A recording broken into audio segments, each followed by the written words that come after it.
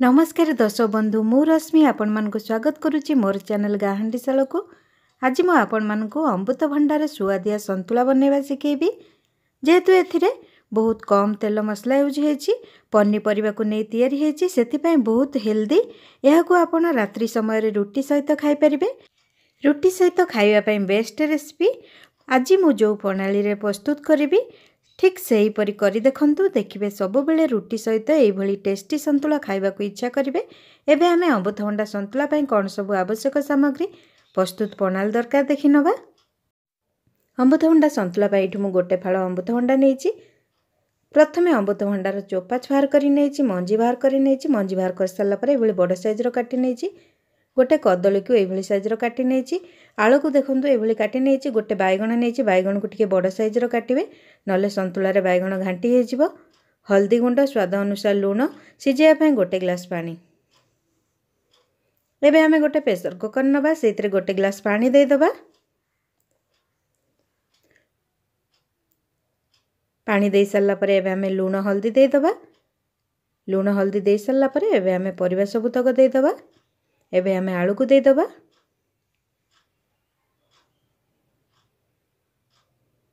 बैगण को दे दबा। कदली दे दबा।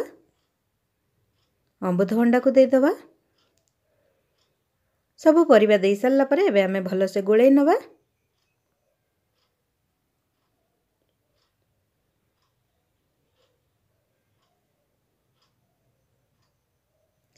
एबे हमें परिबा को लूण हल्दी सहित गोळेइला परे एबे हमें प्रेशर कुकर रे 2टा सीटी दे दबा संतुला सिजिया पई।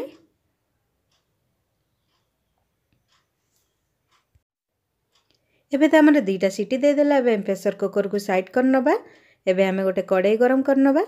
कड़ाई गरम हवा भितरे एबे हमें छुंक दबा पई कोन सब दरकार देखि नबा। गोटे चमच पंच फुटन, छोट गोटाई दिया पियाज गोटे नेइची, कंचा लंका को एभली मझिरु फाळ करी नेइची, रसुन छेचा नेइची, भजा जीरा लंका गुंड गोटे चमच नेइची, कटा धनिया पत्र, गोटे टमाट को एभली छोट साइज रो काटी नेइची। एबे तो हमर कड़ाई गरम हे गलानी, सेथिरे हमें सोरिष तेल दे दबा। ए संतुला को सोरिष तेल रे छुंक देले बहुत भलो लागि थाए, सेति पे सोरिष तेल यूज करंतु। तेल तो एबे गरम हे सलानी। एबे हमें पंच फुटन को फुटै नबा।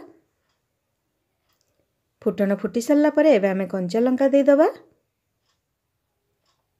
कंचा लंका दे सल्ला परे एबे हमें छोट कटा दिया प्याज को दे दबा। प्रथमे प्याज को हल्का ब्राउन कलर हवा पर्यंत भाजी नबा। देखंतु एबे हमर प्याज भाजी हे गलानी। एबे हमें रसुन छेचा को दे दबा। रसुन छेचा दे सल्ला परे एबे टिके सम भाजी नबा। संतुला रे रसुन छेचा देले संतुला रो टेस्ट द्विगुण हे जाय, सेथि पई छुंक देला बेले रसुन छेचा दियंतु।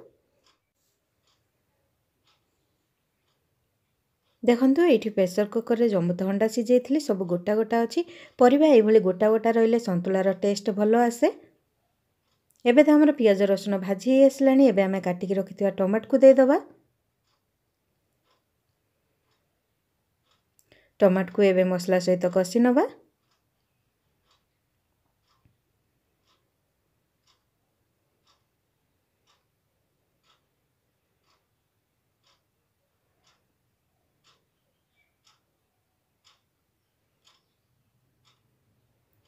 देखंतु एबे हमर टमाट सिजिया पई घोडणी दे दबा। देखंतु घोडणी देला परे टमाट भलो से सिजी आसलानी, टमाट पूरा मेल्ट हे आसलानी।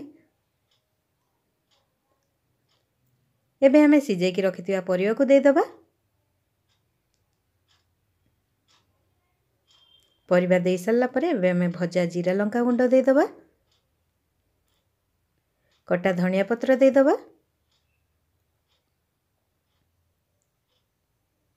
एबे हमें भलो से गोळेई नबा।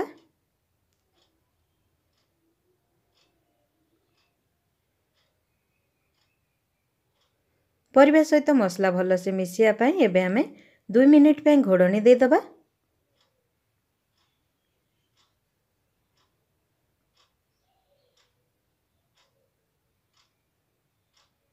वर्तमान तो हमर 2 मिनिट हे गलानी। एबे हमें घोडणी खोली देखिबा।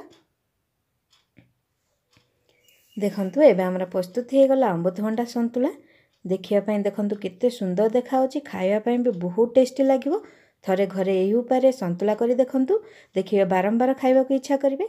जदि आपण मानकु ए अमृतभंडा संतुला रेसिपी भल लगी लाइक करंतु सांग मानक सहित अधिक रु अधिक शेयर करंतु कमेंट सेक्शन को जाई कमेंट करी जणांतु सर्वप्रथमे गाँ हांडीसालर एपरी नुआ नुआ रोषे भिडियो देखा चाहूले चैनल को सब्सक्राइब करने सहित पाखरे थिबा बेल आइकन को क्लिक कर दियंतु। धन्यवाद।